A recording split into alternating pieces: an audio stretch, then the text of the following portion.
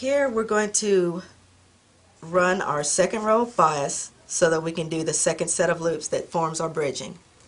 What we're going to do, and what we have started to do, is I've already put part of the bias through the pony beads and pulled some extra space.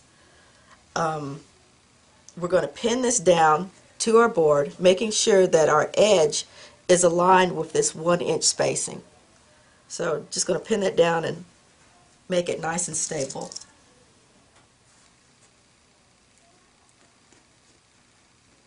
If you don't have a cutting board, just go ahead and draw 2 lines on a piece of paper that are 1 inch apart and use those as your reference lines. And then you can lie it on your ironing board and pin down to that if you like. Okay, now we're going to get the bead threader out again, and we're going to run the end of the threader through the beads. And this is how I place the loop that you see. And you put your bias through the end of the threader. Oops.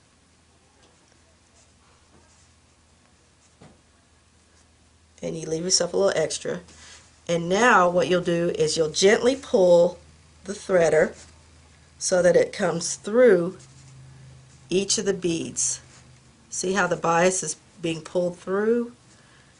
And it comes through in a straight line. And what you want to do is you'll get it pulled through, and then you'll work in a little bit of slack.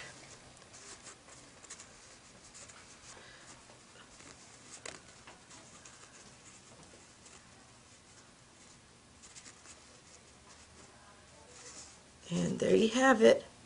You have your bias with a little bit of slack here, ready to be pulled down to your next reference line. Now we have our band, and assume that we're working on a bottom of our pants leg, and so we're going to just use a fold over straight band. If we were working on the top where we had a curved edge, what you would see here, instead of a fold crease, you would have your stitching line, because you would have sewn the 2 curved edges together. Next, what we're going to do is we've marked our fabric in the seam allowance at inch intervals, and we're going to put on a piece of Wonder tape.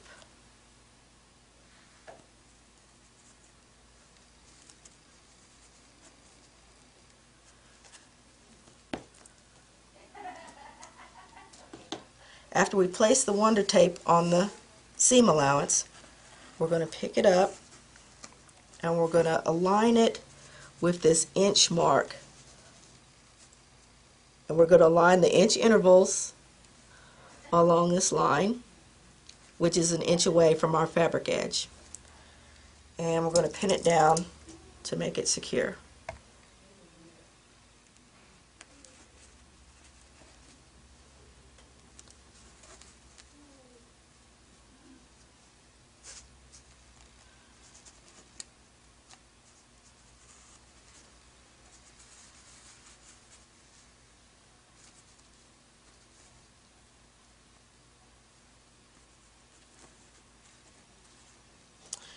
Next, what we're going to do is we're going to adhere our second set of loops to the fabric band.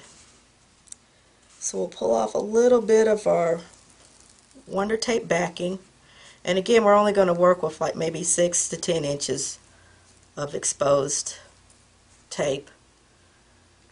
And notice that this is the wrong side of the band that's facing us.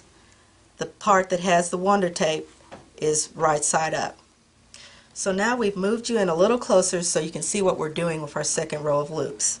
So we've placed our loops down on the inch mark, and we're making sure that we have enough of a little tail here, a little bit extra, so that we can trim it properly when it comes time to fold the fabric band in on itself.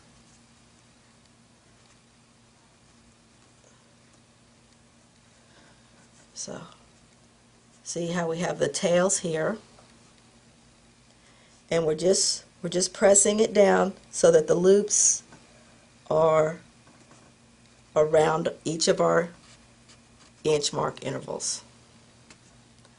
And so now we have it pressed down properly onto our wonder tape, and we'll be able to come through and trim off the tails before we fold up the edge of our band.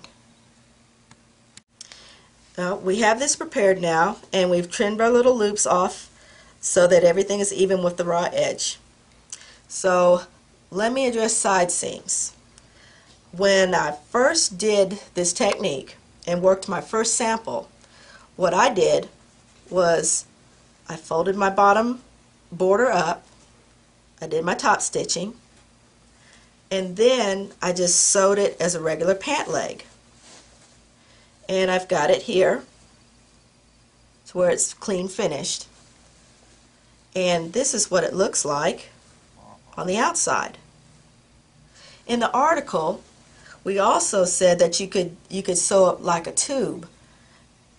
So before you would fold this up, you would take your pants leg, meet right sides together, and sew your side seam. Then, in order to clean finish the border, you're going to turn it up, and imagine that this is a tube sewn together. You're going to pull your paper backing off, and you're going to stick down your border, and then you're going to top stitch it, and it'll be clean finished. Well, Khristal, thanks so much. That was really interesting, and I think the readers will really appreciate the fact that they could see it live and in person, because it's not always easy to figure something out this complex when you're reading. So keep the good work up and keep bringing us great things for So Beautiful, and we hope that you'll try this on lots of different garments, not just the ones we suggested in the magazine, and try it for yourself, maybe on a white linen skirt or a black top. So keep sewing. Thanks.